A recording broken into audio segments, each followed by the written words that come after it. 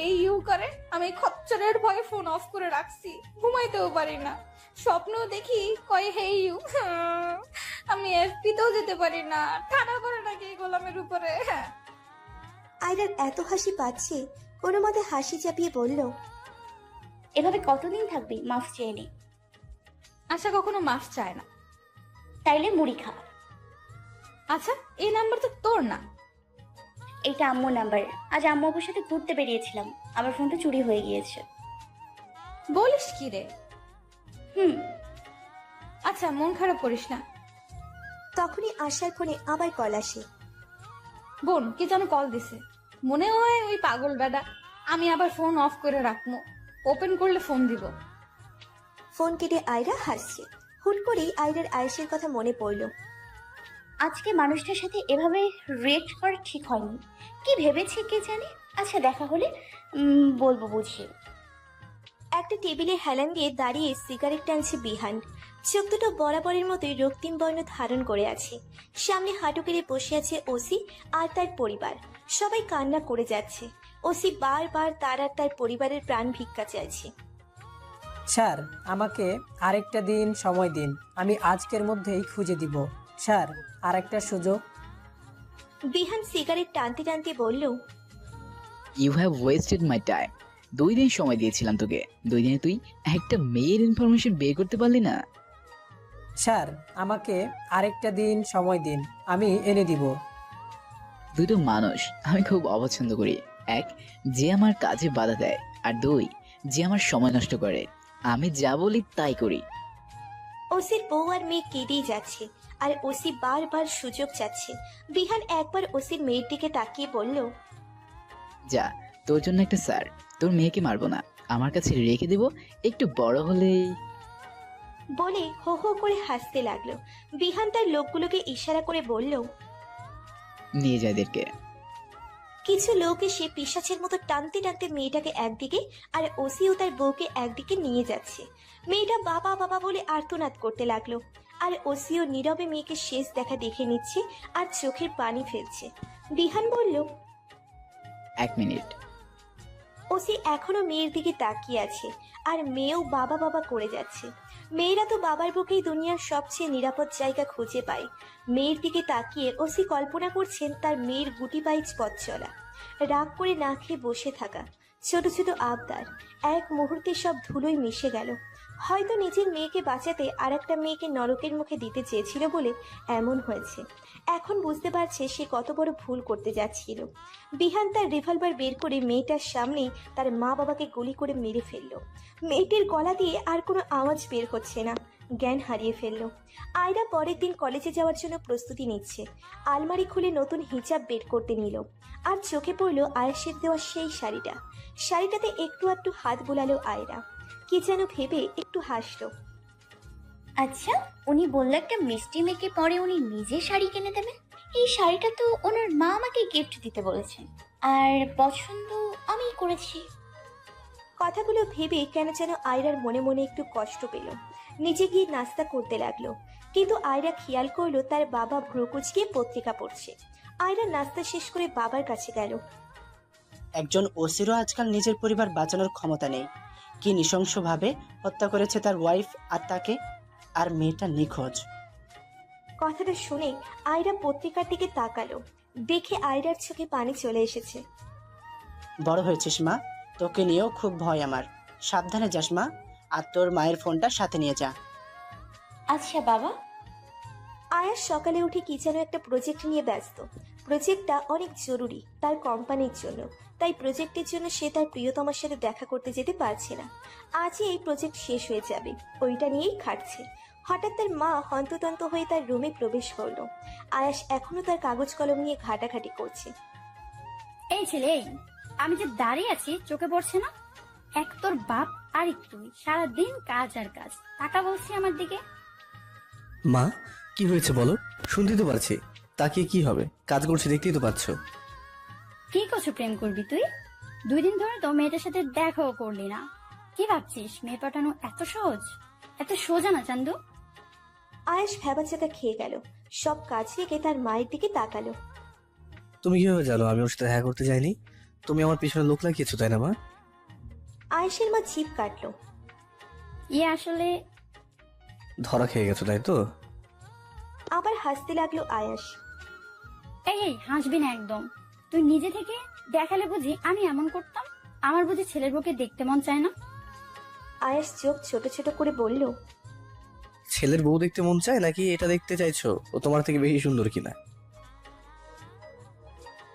আয়াস সোফায় হেলান দিয়ে বলল, তা তোমার ডিটেকটিভ বলেনি ওর সাথে তো আমার দেখা হয়েছে? কি দেখা হয়েছে তোর সাথে?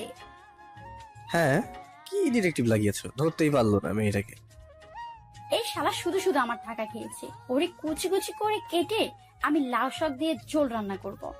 আমার ফোনটা কই? নিচে রেখে এসেছি। ধমকাতে ধমকাতে নিচে চলে গেল। আয়াস তার মায়ের কাহিনী দেখে কিছুক্ষণ হাসলো, তারপর আবার কাজে মন দিল। আয়রা ক্লাস করছে, খুব মনোযোগ দেওয়ার চেষ্টা করছে, কিন্তু পারছে না। কেমন যেন একটা অস্থিরতা কাজ করছে। ওই খবরটা খবরের কাগজে দেখার পর থেকে মাথা থেকে যেন যাচ্ছে না বিষয়টা। আর ভাবছে একটা ওসির পুরো পরিবার কিনা একটাতে শেষ হয়ে গেল। ভাবা যায়, আচ্ছা যে এমন করলো তার কি একটু মায়া দয়া হয়নি? নিশ্চয়ই তো বলেছে তাদের ছেড়ে দিতে, আবার বলার সময়ও পায়নি হয়তো। আচ্ছা তাদের যে একটা মেয়ে ছিল সে কেন নিখোঁজ? না, আর ভালো লাগছে না এইসব ভাবতে। এই আশা কি একটা কাণ্ড রটি আছে, ওর জন্য আমার ক্লাস করতে হয় একা একা। ক্লাস শেষ করে আয়রা বাসায় ফিরে গেল। বাসায় ফ্রেশ হলো, তখনই শুনতে পেল তার ব্যাগে ফোন বাজছে। বের করে দেখলো বাবা ফোন দিয়েছে। হ্যালো বাবা। তোর জন্য তো ফোন কিনেছি, সিম কার্ড নেওয়া হয়নি। এখন কি আগেরটা নিব না নতুন নিয়ে আসবো? না বাবা, আগেরটাই নিয়ে আসো, ওটাই লাগবে। তাহলে তো আমি পারবো না, তোর মামা পারবে। তার নামে তো রেজিস্ট্রেশন করা ওটা। আচ্ছা, মামাকেই বলবো। কি দরকার, একটা নতুন নাম্বার নিয়ে নে না হয়। না বাবা, ওইটা লাগবে। আচ্ছা। আয়রা ফোন রেখে তার মামাকে কল দিয়ে বলল সিম কার্ড নিয়ে আসতে। আয়রার মামা বলল পাঠিয়ে দিবে। 8টা নাগাদ আয়রার বাবা বাসায় আসলো। আয়রাও নতুন ফোন দেখার উদ্দেশ্যে নিচে গেল। তার মামা তার সিম কার্ড পাঠিয়ে দিয়েছে, তাই ওই সিম কার্ড ইনসার্ট করলো। আয়রা নতুন ফোন পেয়ে মহা খুশি, আবার খারাপও লাগছে। মেয়ের চেহারা দেখে বাবা বুঝে গেল। কিরে মা, ফোন পছন্দ হয়নি? আয়রা ছলো ছলো চোখে বলল, না বাবা, খুব পছন্দ হয়েছে। আয়রার বাবা মেয়েকে জড়িয়ে ধরে বলল। তাহলে এত কিছু ভাবতে হবে না তোর। আয়রাও তার বাবাকে জড়িয়ে ধরে বলল। তুমি আমার বেস্ট বাবা। আয়রা রুমে গিয়ে মাহিরের সাথে কথা বলছে। বাহ, নতুন ফোন, আনন্দই আলাদা। হ্যাঁ, কিন্তু আমার খুব খারাপ লাগছে। তুই না একটু বেশি ভাবিস। চুরি কি ইচ্ছে করে করেছিস নাকি? যা হয় ভালোর জন্যই হয়। ঠিক বলেছিস। আয়রা আরো অনেকক্ষণ কথা বলার পর ঘুমিয়ে পড়ল। এদিকে বিহান আয়রার সব ডিটেলস বের করার জন্য একজনের সাথে কন্ট্যাক্ট করেছে। মেয়েটার সব ডিটেলস চাই আমার। প্রথমবার আমার পথে বাধা দানকারী আমার কাছ থেকে এত গোপন, যত টাকা লাগে নাও, কিন্তু আমার খুব তাড়াতাড়ি সব জানা চাই। কথা বলে ফোন রেখে দিল বিহান। কি নিষ্পাপ ঘুম ঘুমাচ্ছে মেয়েটা, অথচ আয়রা জানেই না তাকে নিয়ে কত জঘন্য পিশাচি পরিকল্পনা করা হচ্ছে।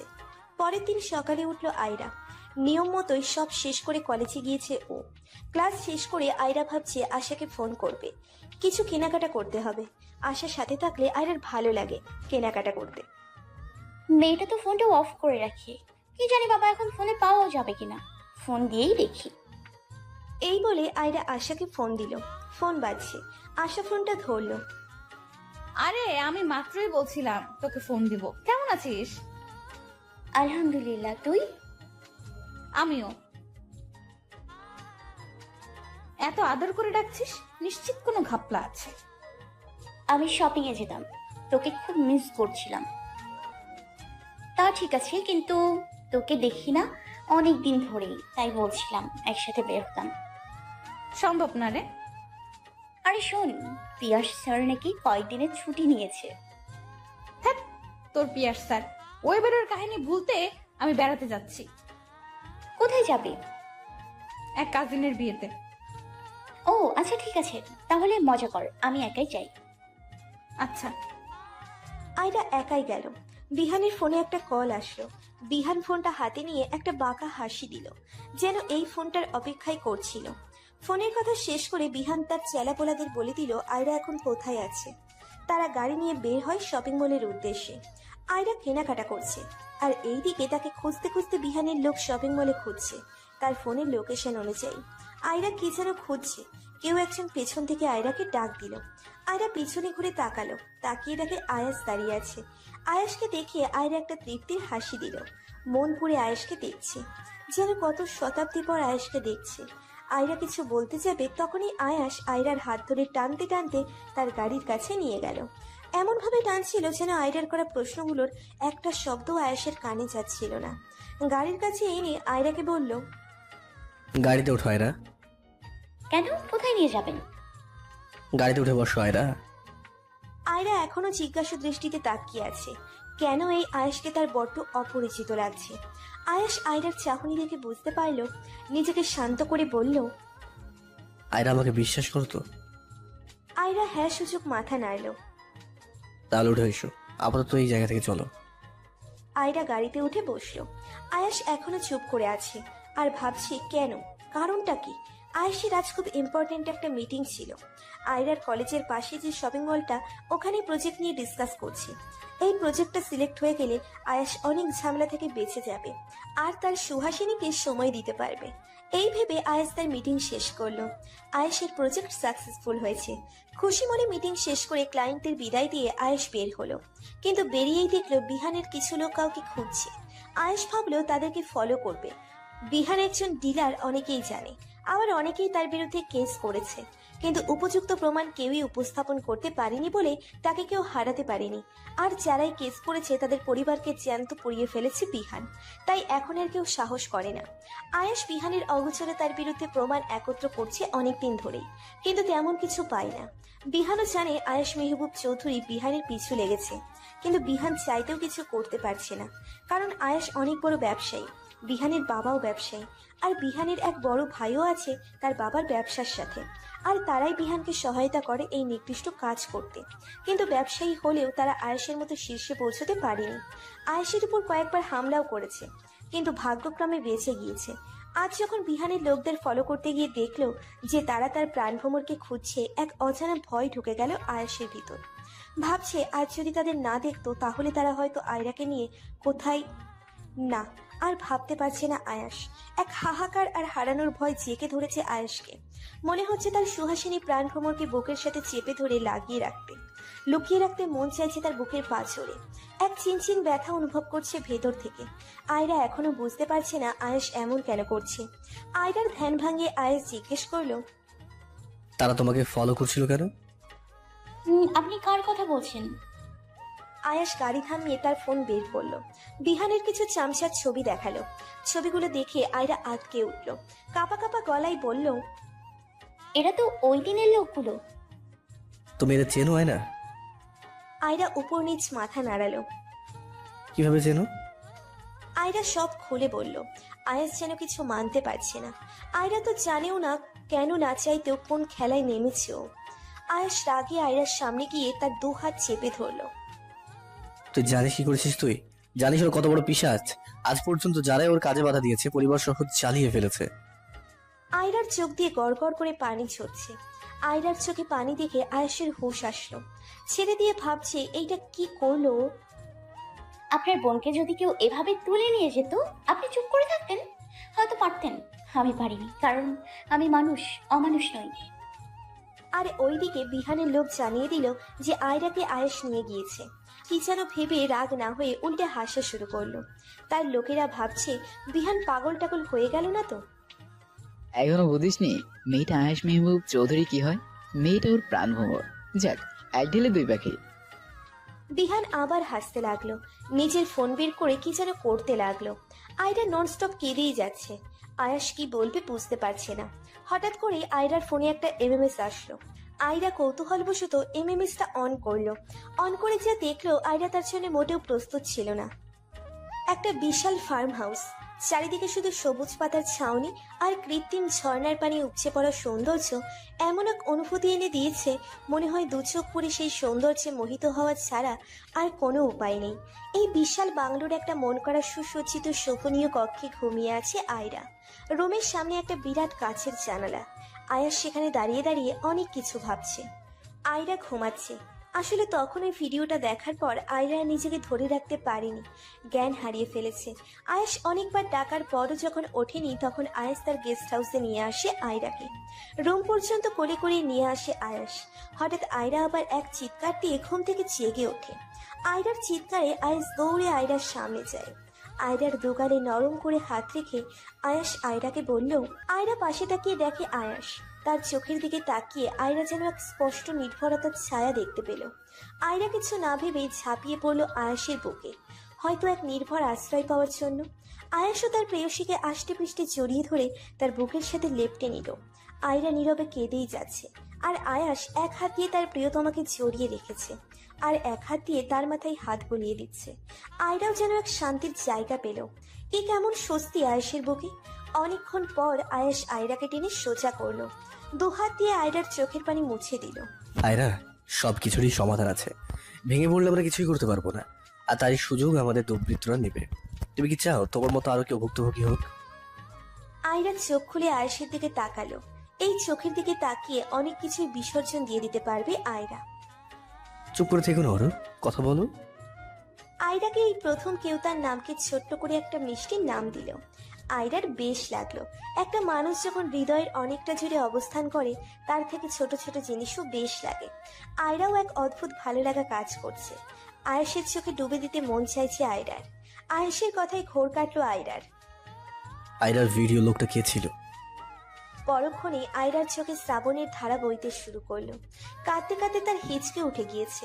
আয়াস 7-5 না ভেবে আবার আয়রাকে জড়িয়ে ধরলো। আয়রা জ্ঞান হারানোর পর আয়াস আয়রার ফোনে একটা ভিডিও পায়। ভিডিওতে একটা লোককে ঝুলিয়ে রাখা হয়েছে। লোকটা বারবার বলছে তাকে ছেড়ে দিতে, অনেক আকুতি মিনতি করছে। একটা লোক পাষাণের মতো গিয়ে তার জিহ্বা টেনে বের করে কেটে দিল। জ্যান্ত মুরগির গলা কেটে দিলে যেমন দাফড়াতে থাকে, লোকটাও এমন করছে। আয়রা এটা দেখে জ্ঞান হারিয়েছে। আরো বলো আমাকে, লোকটা কে? আয়রা নাক টানতে টানতে বলল, এইটাই ওই রিক্সা চালক যে আমার কথায় আশেপাশের মানুষকে ডেকে তুলেছে। উনি বলেছিলেন আমাকে ওনারা ভালো মানুষ না, অনেক খারাপ। আমি শুনিনি, আমার কথায় আমাকে সাহায্য করেছে, তাই আজ। আয়রা আর কিচ্ছু বলল না, আবার কান্না করছে। আয়াস বুঝতে পারলো আয়রার মনের অবস্থা। আয়াসও পরম যত্নে আগলে রেখেছে তার প্রেয়সীকে।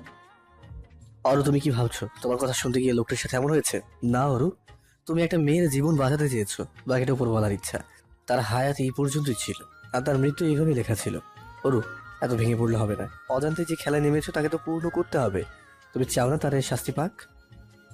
আয়রা হ্যাঁ সূচক মাথা নাড়ালো। তাহলে তোমাকে আরো অনেক স্ট্রং হতে হবে, তোমাকে অনেক সাহসী হতে হবে। তবে এইটা ভেবো না তুমি একা।